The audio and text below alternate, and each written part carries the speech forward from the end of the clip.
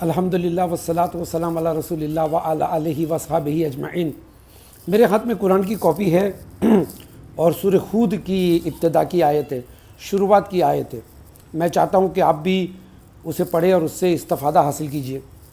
سورہ ہود مکی صورت ہے اور ان میں ہود علیہ السلام کے علاوہ اور بھی نبیوں کے قصے اللہ نے بیان کیے ہیں۔ آج ہم دیکھیں گے اس کی چند آیتیں جو برکت کے لیے، جو مال میں روزی، اللہ کی خوشنودی والی روزی کیسے حاصل ہو، اس کی بات کر رہی ہے۔ اعوذ باللہ من الشیطان الرجیم۔ الف لام را کتاب احکمت آیاتہ ثم فصلت من لدن حکیم خبیر، یعنی یہ کتاب ایسی ہے جس کی آیتوں میں کوئی کنفیوژن نہیں ہے اور کھول کھول کر سمجھا دینے والی کتاب ہے، اور حکیم ہے اللہ تعالیٰ، اور خبیر ہے جس نے یہ کتاب بھیجی ہے۔ اب یہ دیکھیے، نبی صلی اللہ علیہ وسلم سے کہا جاتا ہے کہ آپ لوگوں سے کیا کہیں، اور یہ بات آج بھی فٹ ہوتی ہے۔ اللہ تعبدوا الا اللہ، کہ اللہ کے سوائے کسی کی عبادت مت کرو، رول نمبر 1۔ اننی لکم منہ نذیر و بشیر، میرا کام ہے خوشخبری دینا اور ڈرانا قیامت کے دن سے، اللہ کے عذاب سے۔ اب اس کے بعد دیکھو کیا نصیحت ہے۔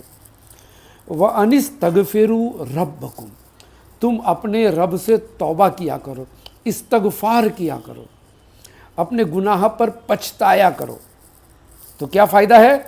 ثُمَّ تُوبُوا إِلَيْهِ يُمَتِّعْكُمْ مَتَاعًا حَسَنًا، تو وہ تم کو تمہارے طرف وہ رجوع ہوگا، اللہ کے پاس تم رجوع ہو جاؤ، اللہ تعالیٰ تم کو ایک عرصے تک خوش نما زندگی دے گا، یعنی جو حیات زندگی ہے نا ہماری، وہ تکلیف کم ہو جائے گی، جھگڑے فساد کم ہوں گے، اور گھر میں جھگڑے ہوتے رہتے ہیں، پیسوں کا نقصان ہوتا ہے، وہ سب کم ہو جائے گا۔ کیا ہے؟ توحید نمبر 1۔ روزی میں برکت، توحید میں کوئی ملاوٹ نہیں ہونی چاہیے، پیور خالص اللہ کے لیے ہوتی ہے توحید۔ دیکھیے پھر کیا فرماتے اللہ تعالیٰ، اِلیٰ اجل مسمى، یعنی ایک عرصے تک، یعنی جب تک موت ہے تب تک آپ کو اللہ تعالیٰ آپ کی زندگی آسان کر دے گا۔ وَيُؤْتِي كُلَّ ذِي فَضْلٍ فَضْلَهُ، اپنے فضل سے تم کو فضل دے گا۔ جہاں پہ فضل کی بات آتی ہے نا قرآن میں، اس کے بہت سارے معنی ہیں، اللہ کی نعمتیں ہیں، ساتھ میں حلال روزی بھی ہے۔ جیسے سورہ جمعہ میں کہ جب جمعہ کی نماز ختم ہو تو تم زمین پر فَانْتَشِرُوا بِالْأَرْضِ، تو فَانْتَشِرُوا فِي الْأَرْضِ، اللہ کی زمین پہ پھیل جاؤ اللہ کا فضل تلاش کرتے ہوئے۔ تو یہاں پہ وہی بات کہی گئی کہ اللہ تعالیٰ اگر تم نے توحید پہ قائم رہے، تمہاری زندگی آسان ہو جائے گی اور تمہیں اپنے فضل سے روزی دے گا۔ ابھی یہ آیت جو تھی اس میں توحید اور توبہ دو چیزیں، توحید استغفار توبہ، دو چیزیں بس۔ اور یقین مانیے اسکالرز کہتے ہیں، میں نے پڑھا ہوں، امام احمد بن حنبل نے لکھا ایک جگہ پر کہ کبھی کبھی مجھے روزی کی تنگی ہوتی ہے تو میں استغفار کرتے رہتا تھا اور اللہ تعالیٰ میرا روزی کا مسئلہ حل کر دیتا تھا۔ ابن تیمیہ رحمہ اللہ علیہ یہ کہتے ہیں کہ اگر مجھے پیسے کا یا کوئی ایسا مسئلہ آ جاتا تھا، کوئی تکلیف آ جاتی، تو میں فجر کے بعد سے استغفار ظہر تک پڑھتے رہتا تھا، یعنی ڈھیر سی تعداد میں استغفار اور توبہ پڑھتے رہنا چاہیے، ڈھیر سی تعداد میں۔ اس سے کیا ہوتا ہے؟ اللہ کی رحمت جوش میں آتی ہے، اللہ ہمارے گناہ معاف کرتا ہے، ہمارے لیے روزی کے دروازے کھلتے ہیں، اور اللہ ہم کو تکلیفوں سے نجات دیتا ہے۔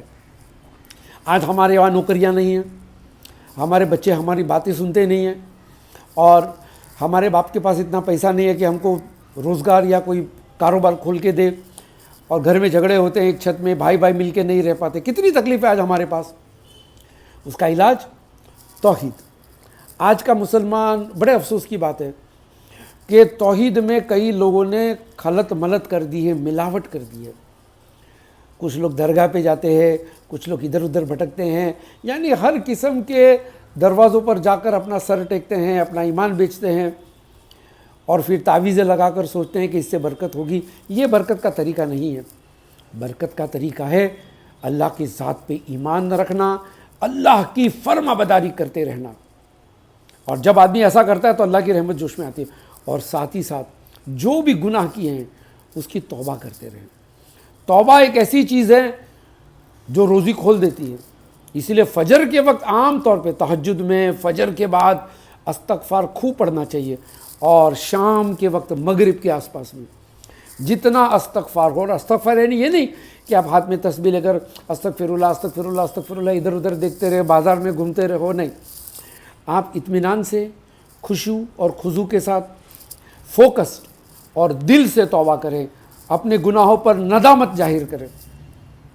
جیسے قرآن میں دیکھو استغفار اور توبہ کے کتنے مثالیں ملتی ہیں. انبیاء کے, آدم علیہ السلام, ربنا ظلمنا انفسنا, اے ہمارے پروردگار ہم نے ہمارے اوپر ظلم کیا, فاغفر لنا ورحمنا, ہے نا, تو اللہ تعالیٰ تو ہمارے گناہ معاف کر دے. آدم علیہ السلام کی توبہ, یونس علیہ السلام کی توبہ, لا الہ الا انت, پہلے لا الہ الا انت, تیرے سوائے کوئی اللہ نہیں ہے. آگے نا توحید, سبحانک, پرفیکٹ, انی کنت من الظالمین, بے شک میں ہوں جس نے ظلم کیا, یعنی میرا گناہ ہے, میں گنہگار ہوں.